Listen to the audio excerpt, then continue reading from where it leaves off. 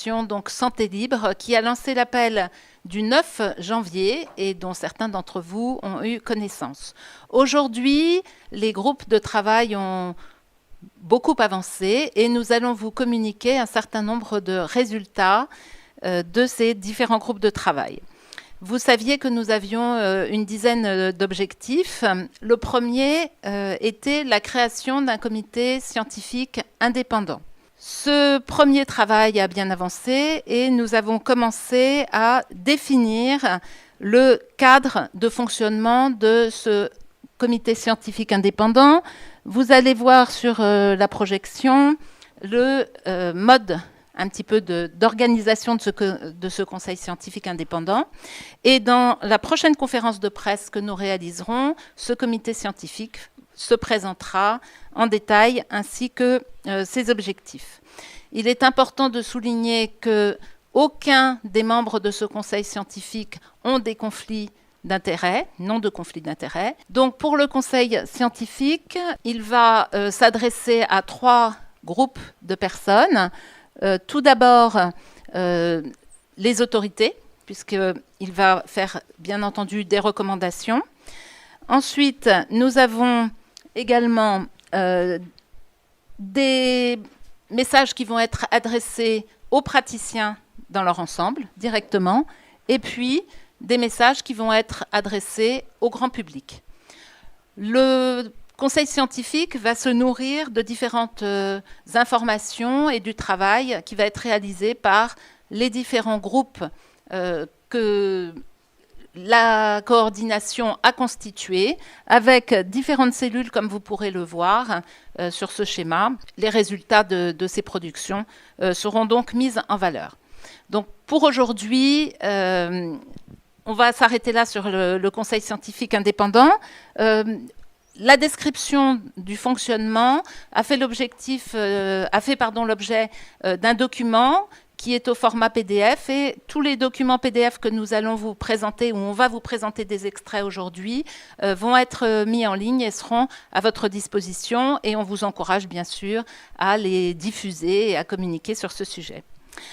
Le deuxième point qui concernait donc le groupe de travail, en fait c'était un groupe de travail unique puisque c'était un groupe de travail parlementaire avec la résolution dont Martine Vonner va vous parler.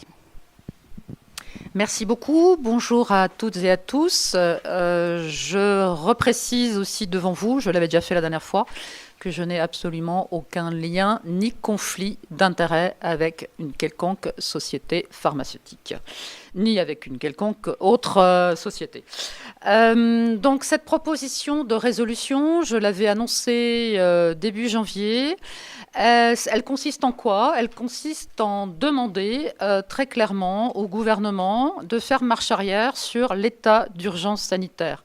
Cette proposition de résolution est en un article unique, revenir dans le droit commun. Je vous rappelle que nous avions dans le Code de santé publique tous les outils nécessaires et suffisants pour gérer cette crise sanitaire depuis le début, donc depuis mars 2020.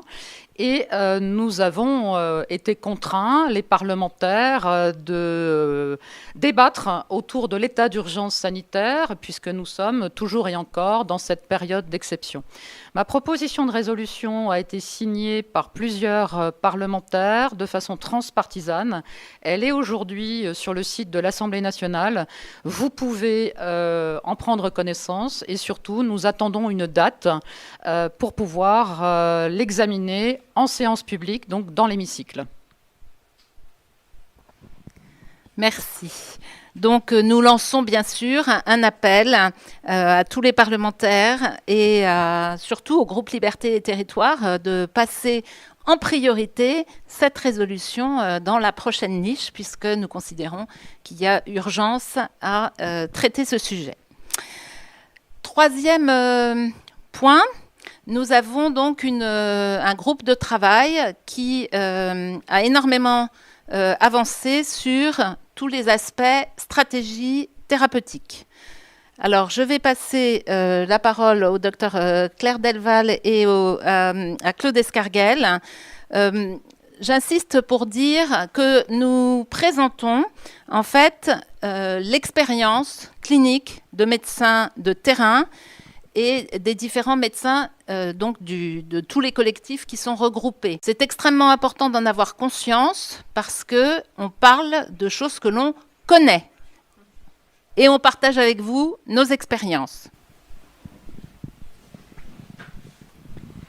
Bonjour, donc je suis Claire Delval, je suis médecin généraliste installée en libéral et depuis donc mars les mains dans le cambouis comme on dit, c'est-à-dire que vraiment au cœur du sujet de la prise en charge précoce des patients.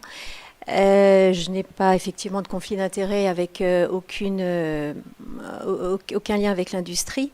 Et si je suis là aujourd'hui, si je suis sortie de mon cabinet et de ma petite ville d'installation pour venir ici, c'est parce que j'en avais assez d'entendre, chaque fois que je tourne le bouton de la radio, qu'il n'y avait pas de traitement, qu'il n'y avait pas de solution, en dehors de rester chez soi, se cacher, espérer ne pas être sur la route, sur le chemin du virus, et sinon attendre la vaccination.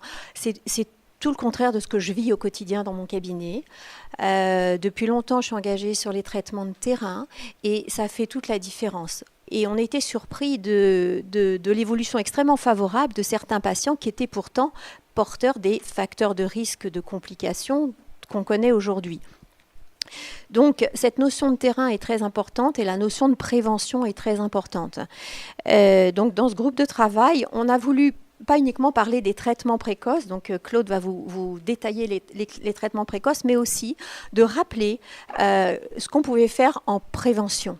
Et donc, on a partagé, comme on le partage avec nos patients, c'est sur mon bureau, voilà, on a partagé ce qu'on fait au quotidien dans nos recommandations. Puisque c'est vrai qu'en prévention, on ne va pas dire la même chose à une personne âgée qui sort une fois par semaine pour faire ses courses ou à l'infirmier ou à l'ASH qui est en traitement, en unité de traitement Covid. On ne va pas éventuellement dire la même chose à un EHPAD où il va y avoir 1 ou 2 cas qui va commencer ou à une personne qui est en bonne santé et qui travaille dans un endroit où peut-être il va rencontrer du public mais pas de gens malades. Donc il fallait adapter notre réponse à tous ces cas particuliers. C'est ce qu'on a essayé de synthétiser dans ce tableau. Je suis très sensible depuis longtemps à la phrase de Claude Bernard, le microbe n'est rien, le terrain est tout. Et vous avez bien vu qu'avec cette histoire de maladie Covid, les patients qui faisaient des complications avaient un terrain très particulier, que ce soit des problèmes de surpoids, des problèmes d'hypertension, des problèmes de diabète. Et sur ce terrain, on peut faire quelque chose.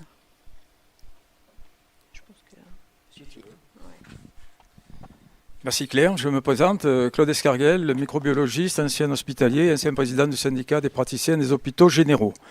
Voilà, je suis amené à vous parler du traitement et je voudrais quand même rappeler que depuis le début de l'épidémie, on entendait une phrase qui était donnée par les autorités sanitaires, alias M. Véran, M. Salomon, Karine Lacombe et M. Bouet du Conseil de l'Ordre, il n'y a pas de traitement. Et deuxièmement, il ne faut surtout pas utiliser d'antibiotiques. Et ça m'a rappelé un article de l'Express qui avait parlé récemment de complotistes.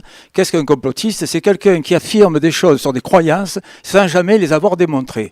Or là, nous sommes exactement dans la même situation. Ces gens ont affirmé des croyances sur une maladie nouvelle dont ils ne connaissaient rien. Et les premiers qui ont commencé à traiter, au contraire, ont été, rejetés. Dans le même temps, les milliers de médecins dans le monde entier et en France qui ont traité leurs malades dès les premiers symptômes, comme ils en avaient l'habitude, notamment dans les pneumopathies atypiques, ont traité avec des antibiotiques, ont eu, à leur grande surprise, comme vient de vous le présenter Claire, de 50 à 80% de diminution des hospitalisations et décès. C'était à pas en croire les yeux, de telle manière que M. Jean-Jacques Epstein, qui a été un des premiers à signaler à la presse, a eu des écarts monstrueux entre hospitalisation et décès quand il ne traitait pas. Et du jour où il s'est mis à traiter, il n'a eu plus aucun décès, pratiquement plus aucune hospitalisation. Et ce qu'on voudrait dire, c'est que ces traitements ramènent le Covid à peu près au niveau d'une grippe, c'est-à-dire avec une mortalité et une létalité qui ne nécessitent pas de confiner et d'arrêter un pays tout entier. Et ce qu'il faut savoir, parce que c'est que seuls les médecins de ville sont capables d'être crédibles sur un traitement précoce, puisque c'est les seuls qui voient leurs malades pendant la phase virale. Or, c'est dans cette phase-là que le traitement est efficace. Dès que le malade traîne trop longtemps chez lui, comme il leur a été recommandé par les autorités sanitaires, de ne pas bouger, de prendre du Doliprane et d'attendre que ça se complique, malheureusement, ils en arrivent à la phase inflammatoire. Et à ce moment-là, à l'hôpital, on ne peut plus rien faire au niveau de la chute de la charge virale. Donc les traitements ambulatoires précoces ne sont plus efficaces. Donc tous les gens qui vous diront qu'en milieu hospitalier, ça ne marche pas, je pense qu'ils ne peuvent être crédibles sur la validation ou l'invalidation de ce traitement. Il faut savoir que ce traitement, nous avons demandé aux autorités sanitaires de le valider, de prendre des cohortes de médecins généralistes qui traitaient d'autres cohortes qui ne le traitaient pas. Ça n'a jamais été fait. Pourquoi? On se demande pourquoi. Mais peut-être qu'on aura la réponse plus tard. Donc vous avez ici notre tableau des préconisations qui donc détermine bien la thérapeutique en fonction des situations asymptomatiques, post-symptomatiques, des malades qui ont des formes qui traînent au bout de 4, 5 jours, 7 jours, et des formes beaucoup plus graves. Et donc vous voyez qu'à chaque fois, on utilise des molécules qui font partie de l'arsenal thérapeutique de certaines familles, bien sûr, certaines familles d'antibiotiques qu'on utilisait classiquement. Et ce sont les macrolides, avec l'azithromycine, clarithromycine, et ce sont aussi des cyclines qui sont classiquement utilisées dans ces tableaux cliniques, et l'ivermectine, qui est ce qu'on appelle un macrolide-like, puisqu'il a une formule voisine de l'azithromycine. Donc il faut savoir que ces préconisations sont toutes sourcées, et vous avez à la fin de notre travail toutes les publications internationales, en français et en anglais, qui justifient l'utilisation thérapeutique. Donc ceux qui vous diront « ça ne marche pas », regardez de suite si ce sont, premièrement, s'ils ont des conflits d'intérêts, et deuxièmement, s'ils sont hospitaliers ou si c'est des médecins de ville qui l'ont pratiqué. Vous trouverez peu de médecins de ville qui ont fait ce traitement qui vous diront que ça ne marche pas. Alors les cibles de nos préconisations, ce sont d'abord bien entendu les patients, dans la mesure où on diminue les décès, les hospitalisations, c'est toujours positif pour les malades qui sont atteints de ce virus. Ensuite, c'est surtout aussi pour le parcours de soins, c'est-à-dire qu'on désengorge les hôpitaux, on permet à ces gens qui sont à l'hôpital de ne plus être débordés comme ils le sont actuellement, et qui évite aussi le confinement. Et donc on voit la troisième cible de notre protocole de travail, ce sont tous ces gens qui aujourd'hui subissent une absence totalement de liberté dans leur exercice professionnel, parce que nous pensons que le traitement est une alternative au confinement. En diminuant la charge virale des malades, en diminuant les hospitalisations, en diminuant les causes de décès, on arrive, si vous voulez, à éviter ce que le chef de l'État cherche à éviter en ce moment, à savoir un confinement dans des normes qui sont incompatibles avec l'activité économique. Donc voilà ce qu'on voulait vous présenter, et je pense qu'il faut tenir compte des médecins de ville uniquement dans la crédibilité de ces traitements. Je vous remercie. Merci. Donc, pour tous les médecins qui pourraient nous écouter ou en tout cas recevoir ces tableaux, eh bien, vous retrouverez un peu nos habitudes de fonctionnement avec des arbres décisionnels. Et comme Claude Escarguel vient de le souligner, tout est sourcé parce que nous sommes